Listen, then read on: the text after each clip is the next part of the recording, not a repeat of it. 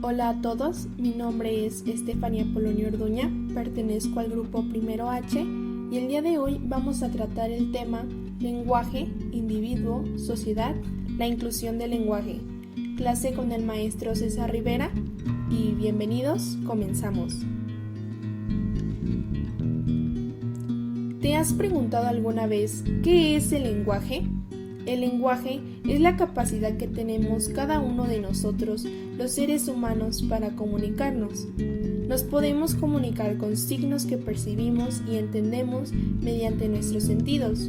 Por ejemplo, la visión, el habla, el tacto, el oído, entre otros. Para poder entendernos, tenemos que expresarnos mediante el lenguaje.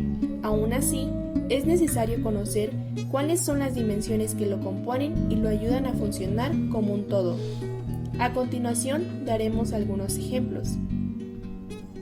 Comencemos hablando de la pragmática. ¿Te has preguntado alguna vez qué significa este término? Bueno, la pragmática es una parte de la lingüística que se encarga de estudiar la relación entre los hablantes y los usos que le damos a la lengua. Es decir, estudia el significado así como los sentidos de un enunciado y la forma en la que nos comunicamos. Este concepto es utilizado cuando nosotros como hablantes utilizamos expresiones creativas e innovadoras y que poco a poco son utilizadas por todos hasta que forma parte de nuestro uso rutinario. Por ejemplo, cuando la persona que te cae mal pasa frente a ti y alguien te dice: "Ahí viene tu mejor amiga". No te lo está diciendo expresamente, sino que utiliza otra oración para referirse a esta, pero debido a que es un tipo de oración sarcástica que ya la mayoría de personas conocemos, este es un claro ejemplo de pragmática para comprenderla mejor. El lenguaje incluyente. ¿Sabes a lo que nos referimos cuando hablamos de lenguaje incluyente? Es aquel lenguaje cuyo objetivo es comunicarnos sin discriminar a hombres o mujeres, ya sea desde el uso de expresiones orales o escritas. Este abarca la diversidad de identidades culturales y procura la igualdad y respeto entre todas y todos. Por ejemplo, para ser visibles tanto a hombres como mujeres decimos el doctor, la doctora, el profesor, la profesora. Cada uno es reconocido según al género perteneciente sin ser excluido. De igual manera, es correcto decir todos y todas dentro de una oración, solamente que no es muy común utilizarlo y siempre nos referimos con un lenguaje genérico, del que hablaremos a continuación.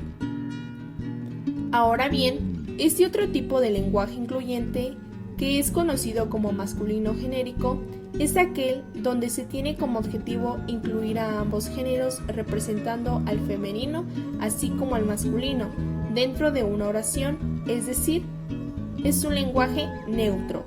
Por ejemplo, si tu maestro te dice: "Todos vamos a realizar la actividad", aquí aplicamos por lógica y pragmática, como ya lo vimos, que la palabra se refiere a ambos géneros, es decir, se refiere a ellos y ellas. Finalmente, veremos las funciones del lenguaje. La función expresiva es la actitud que tiene el emisor o hablante para dar a entender el contexto en el que está refiriendo el enunciado.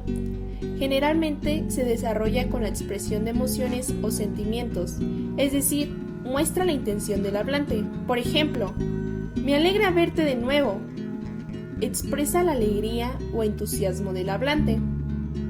La función referencial es la que enlaza el acto de la comunicación con su contexto, o sea, a lo que se hace referencia. Se utiliza para transmitir información objetiva sobre lo que nos rodea. En conclusión, se usa para informar.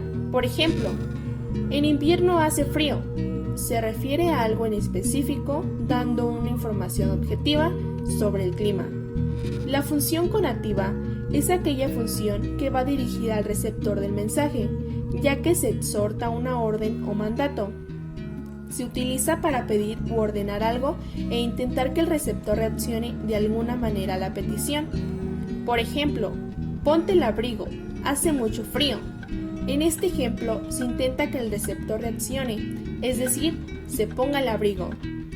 La función fática es aquella que se utiliza para comprobar si realmente funciona el canal de comunicación. El objetivo de esta es dar continuidad al intercambio comunicativo, es decir, mantener la interacción entre el emisor y el receptor. Se emplea en preguntas, saludos o muchas otras circunstancias. Por ejemplo, algo muy simple, cuando alguien te llama por teléfono y tú contestas, bueno, hola, intentas comprobar que funciona el canal comunicativo.